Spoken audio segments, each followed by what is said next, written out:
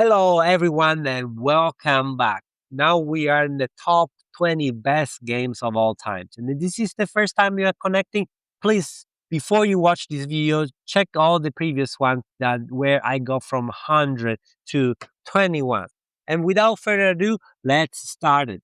Number 20, we have a game that was 22 last year. Essentially, it didn't change that much, or actually consider how many new entries are in the top 20, probably actually gained some position. And this game is The Search for Planet X. This is a nice logic game.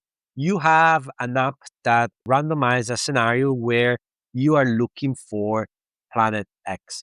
And in this map, you have other celestial bodies. You have comets, you have asteroids, you have a nebula, you have also empty spaces.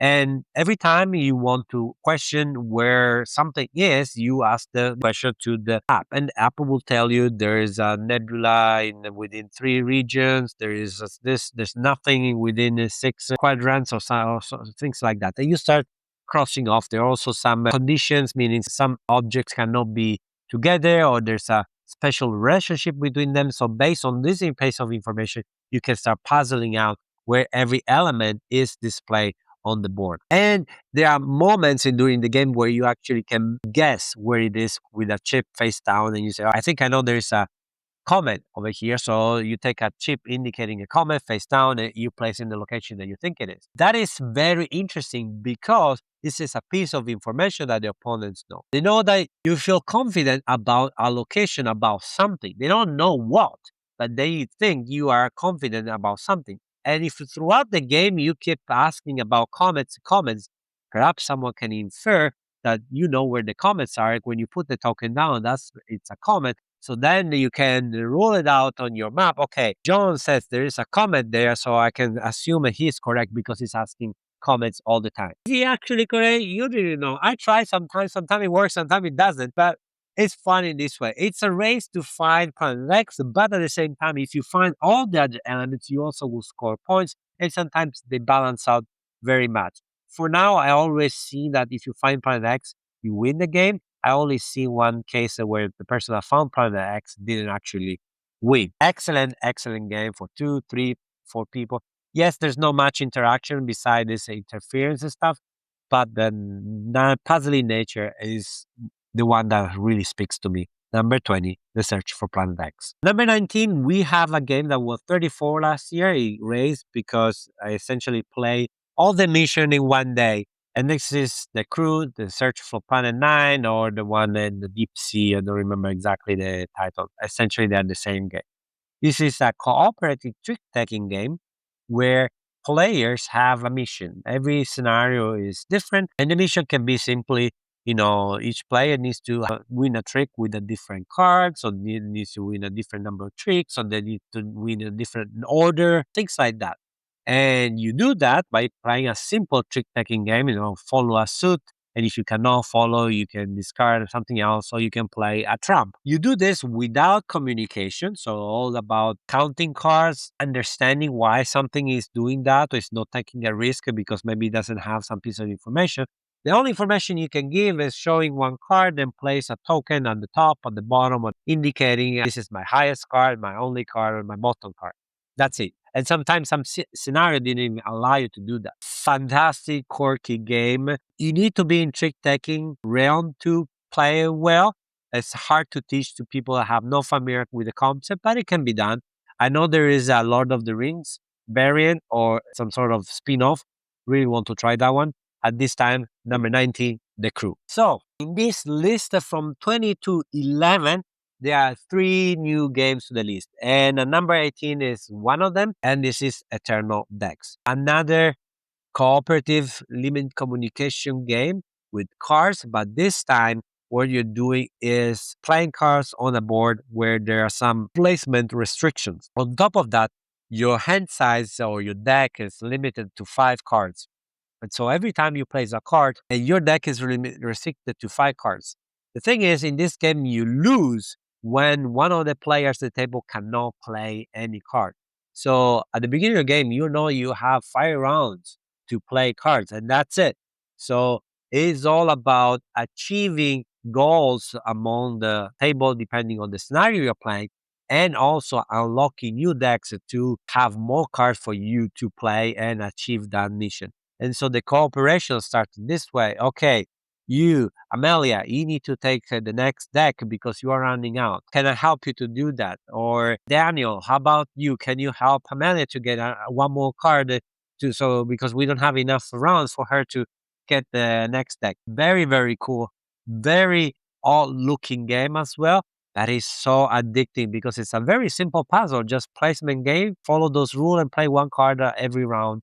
It's all about cooperation, figuring out who can do what, and eventually so much satisfaction when you achieve your mission. Number 18, Eternal Decks. Number 17, we have another new entry. I'm surprised that it's so high in this list because I play so little.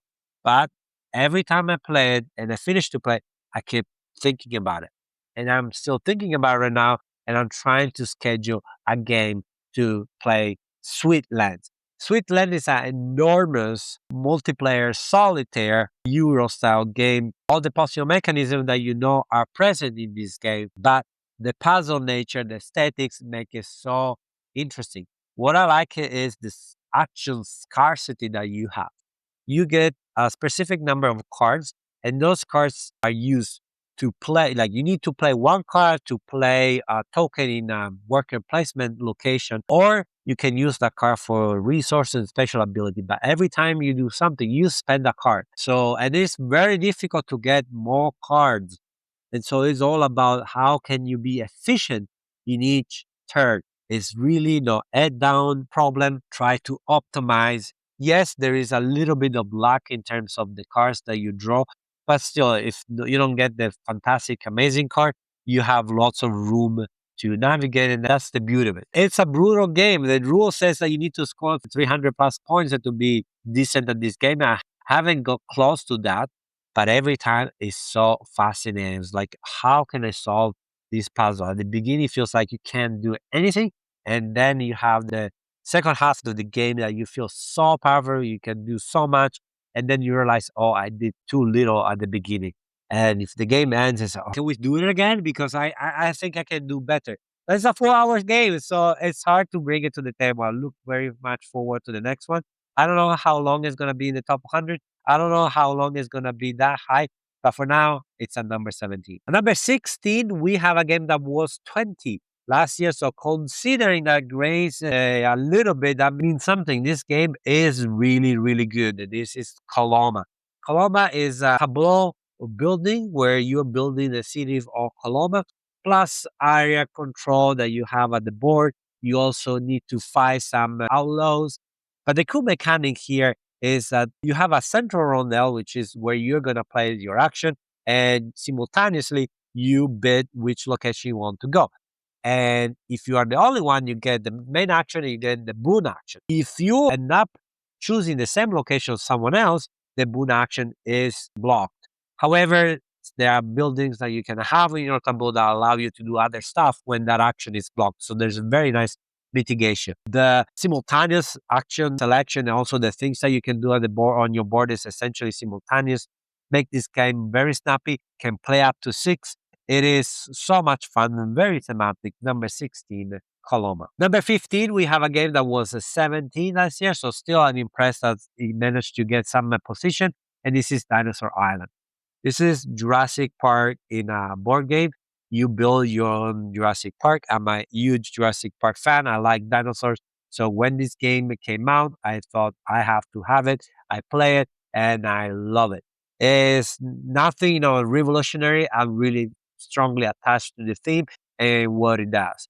You have a phase where you assign your workers to get DNA, to get the recipe for the DNA, for the dinosaur. Then you have a market area where you can buy upgrades, you can buy security, you can buy extra DNA if you miss something for your recipe. Then you build your dinosaur, you do all your cool stuff in the park, and then you have your visitor coming to the park. And if your security is not high enough to compensate with all the dangerous dinosaurs, some of your patrons will be eaten. And every round, all the patrons alive will score you points and give you money. So Very, very fun theme and mechanic. I really, really like this game. And this is number 15, Dinosaur Island. Number 14, we have another new entry to this list. It's an old game. I played it this year because finally has been widely distributed in North America. And this is Rumble Nation. It is a brilliant design. Rumble Nation is an area control game. Very simple. You have the most troops in the area, you get higher points of that area. Second person gets the second highest value points in that area. What's the highest point win? How you distribute the troops is the key aspect. You roll 3 dice. You need to assign 2 dice to indicate which location you want to go. The location go from 2 to 12, and this is also correspond to the number of points that you're gonna get if you win the location. And the third die will tell you how many troops you get. Essentially, is 1 to 3 troops. So it's the value of the die half around up. That's it. The hook is that after you allocate the troops, you start scoring. And the scoring goes from the lowest area to the highest scoring area. When you control one region, you are allowed to reinforce any adjacent region where you have troops in. That means you can have not many troops in the high pointed areas, but by the time you score the lowest point, you have reinforced all of them. You have win many others in a sort of cascade reaction that eventually will get you greater points also in the area where you have less people at the beginning. So it's a very good balance where you distribute, counting, okay, blue is winning there. If it wins there, it's going to reinforce there. So I need to put that many units there. It plays very quickly. There are special powers, special cards on the board. I always play with a special power because it's so easy to put it on the board that there's no reason not to do that. Amazing game. I keep it in my office every time we have lunch and we have a half an hour spare to play. We put it out and we have lots of fun.